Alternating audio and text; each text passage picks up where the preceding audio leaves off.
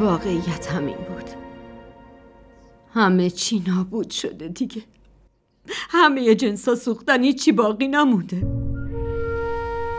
حالا هم این خونه رو ازمون میگیرن و در به درمون میکنن.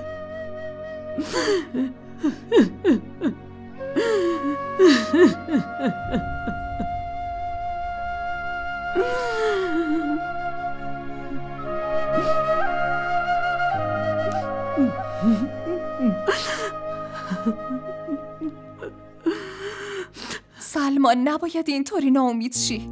آروم باش، فکر کن. حتما یه راهی برای نگه داشتن خونه هست. نمیشه که همه چی اینطوری از بین بره. حالا که یه پسر داریم نباید اینطور دل سرد شی. آی راستشو بخواین من یکی از شیخ صاحب خیلی میترسم. مثل که بعد از شنیدن خبر آتیش‌سوزی کامل عقلشو از دست داده. اگه بخواد پولشو پس بگیره نمیذاره ما اینجا بمونیم. آره سلمان، شیخ صاحب اومد. خیلی محکم گفت باید پولشو تا 2 روز دیگه پس بدیم. خیلی رک گفت اگه پولشو ندیم اون وقت باید این خونه رو خالی کنیم عزیزم. نه شما باهاش صحبت کنین ازش وقت بگیرین. یه کاری میکنم، خودم یه فکری میکنم. ازش بخواین این کارو نکنه. همه این اتفاقا به خاطر رومینا و دختره نحسش افتاده. حق با تو بود، نباید میذاشتیم اینجا باشه. سلمان حالا ما چی کار کنیم؟ کجا بریم عزیزم؟ حالا که یه پسر داریم کی کمکمون میکنه و بهمون سرپناه میده؟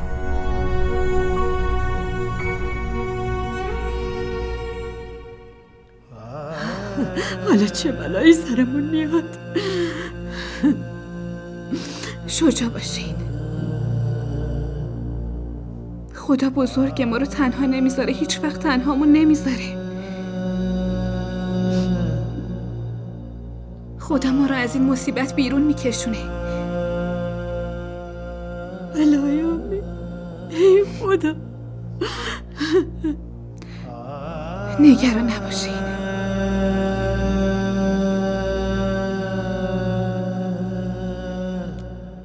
آی سلمان پسرم، یه شخص تو این دنیا هست که میتونه کمکمون کنه این مشکل رو حل کنیم.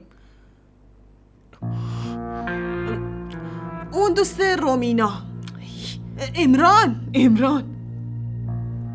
نه خاله، امران نه. من نه از اون کمک میخوام نه اون بهم کمک میکنه اصلا. آی پسرم حالا چه اشکالی داره باش حرف بزنی؟ مطمئنم حرفاتو گوش میکنه و بهت کمک میکنه. حق با تو سلمان، اون هیچ وقت کمکت نمیکنه. اما اگه رومینا ازش بخواد کمکمون میکنه. آره به نظر منم جهان راست میگه. خلاصه این که تو باید با رومینا حرف بزنی دیگه. حس میکنم تو این موضوع دست رد به سینت نمیزنه. سلمان باهاش صحبت کن، بهش توضیح بده. مطمئنه با حرفای تو قانع میشه.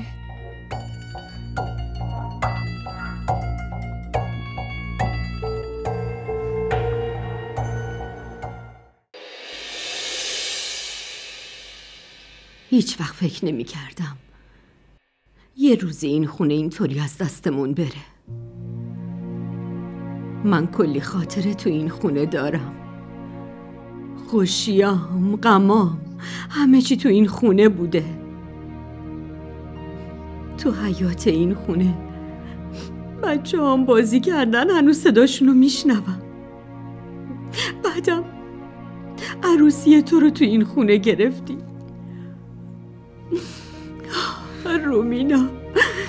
رومینا سقف این خونه دیگه رو سرمون نیست.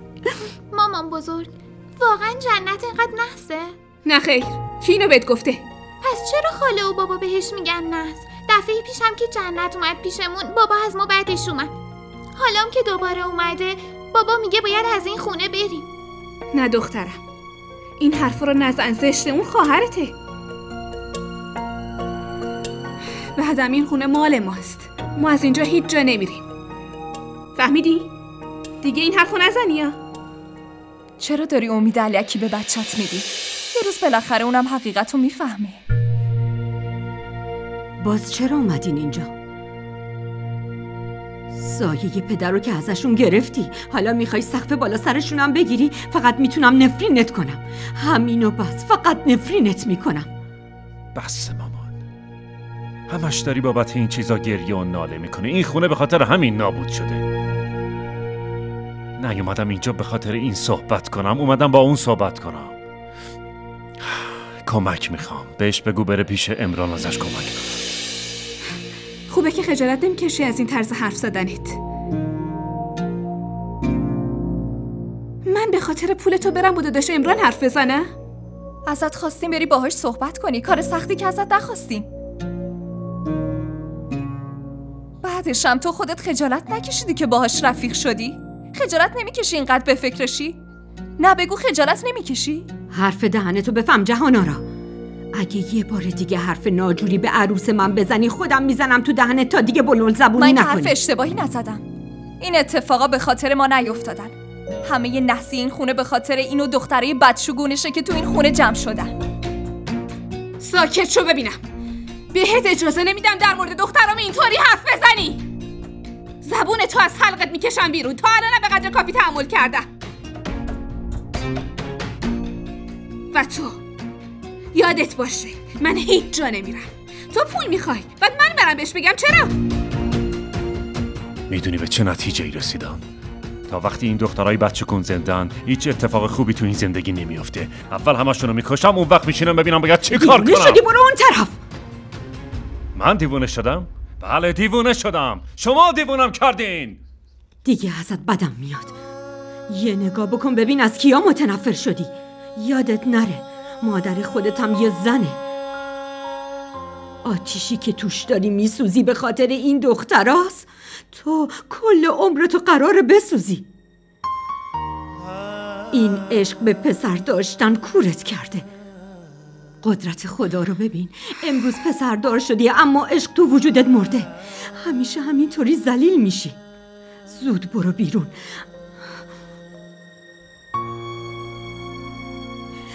دیگه نمیخوام ببینمت. از حالا به بعدم دیگه نزدیک من نیا. تو برای من مردی.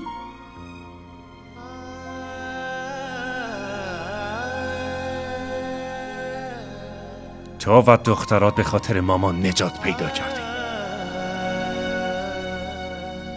اما اونم نمیتونه تا آخر عمر مراقبتون باشه. میدونم دلت چی میخواد که هرچه زودتر سرمو بذارم زمین. نذار مادرت نفرینت کنه سلمان. نذار این اتفاق بیفته وگرنه یه جوری به فلاکت میفتی که نتونی از جات بلند شی. این دنیا داره مکافاته. هر کاری که بکنی مطمئن باش جوابشو میگیری.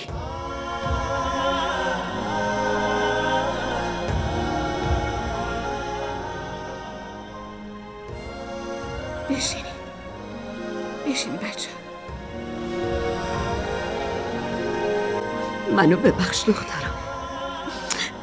همه اینو به خاطر منه. من نمیدونستم چه اتفاقی قراره بیفته. من شما رو به این روز انداختم. منو ببخش. نه